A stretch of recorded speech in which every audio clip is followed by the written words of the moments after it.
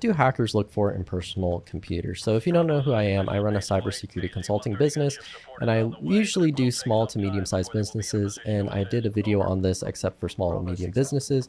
Now I thought, you know what, there's not a lot of support for personal networks at home and home computers, home networks, so why not let me give you some experience that I have and tell you about it all for free.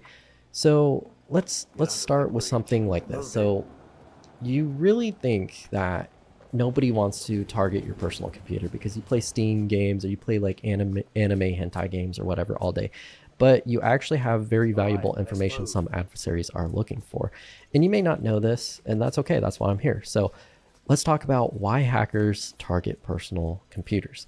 So let's explain some motivations real quick for them. So it's pretty much a very easy entry point for a lot of people. And why is this? Because nobody thinks about personal cybersecurity whatsoever on their home computers, because nobody thinks they have valuable information on their computers, which they do. And people like to reuse passwords, leave webcam unsecured, and skip updates just because they, like I said, they don't think that they have anything awesome or personal on their personal computer, and which, like I said, they do. And like I said, you can be identified for identity theft.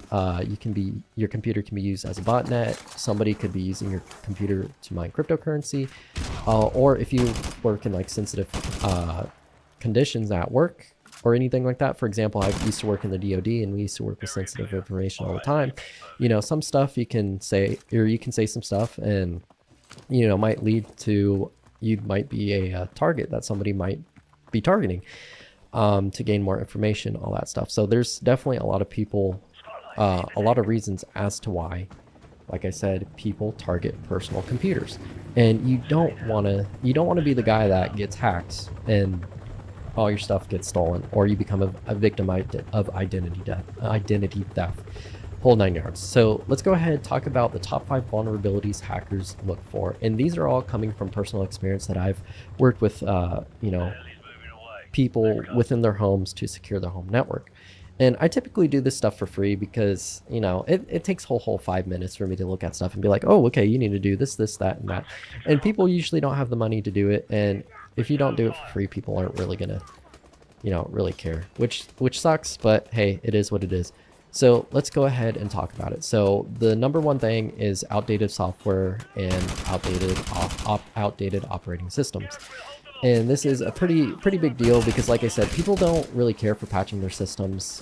You know, Windows 11 does a pretty good job to force you to patch it, you know, but that brings up the situation of, you know, whether we should listen to that or not, or whether we should accept that or not. It's not really the purpose of this video. However, it's important to keep these your applications patch, your OS, and your software patch, because every day there's people who are looking to exploit your system and to get into your system, and these patches patch it so that you don't really have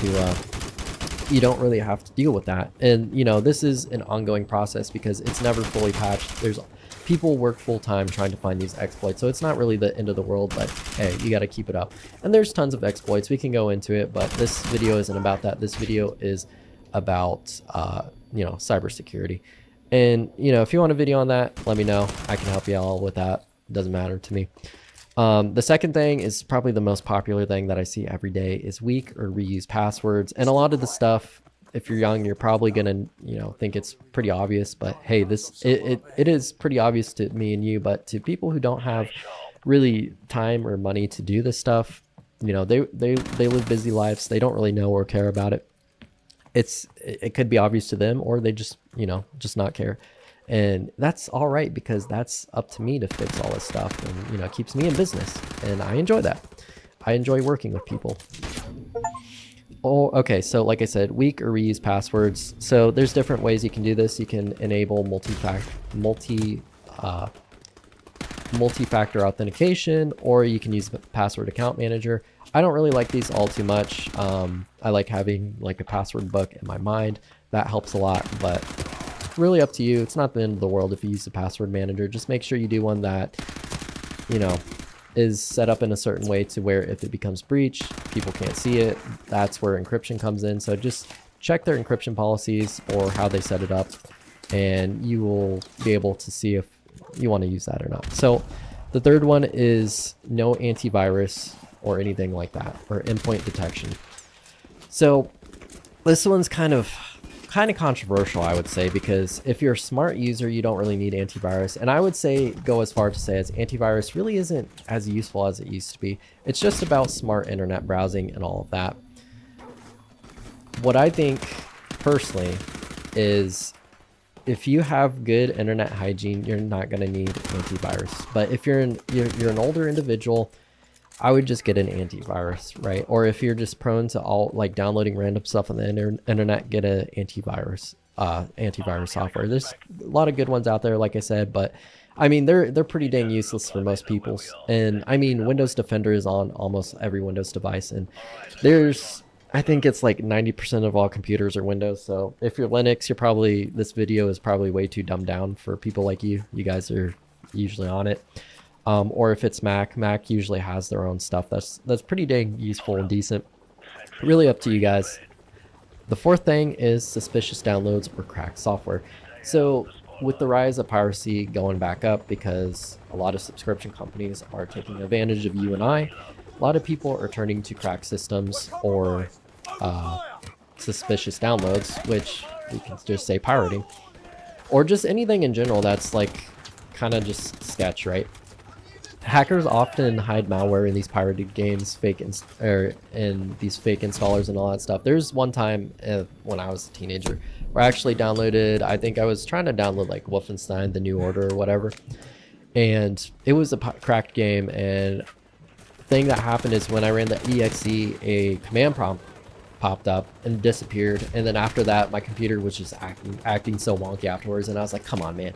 And I was a teenager at the time. I didn't want to spend a lot of money, and this is the only computer I had, so I just had to delete everything and get it off my system. But you know, it's just, if you're gonna pirate or anything like that, I don't condone it, right?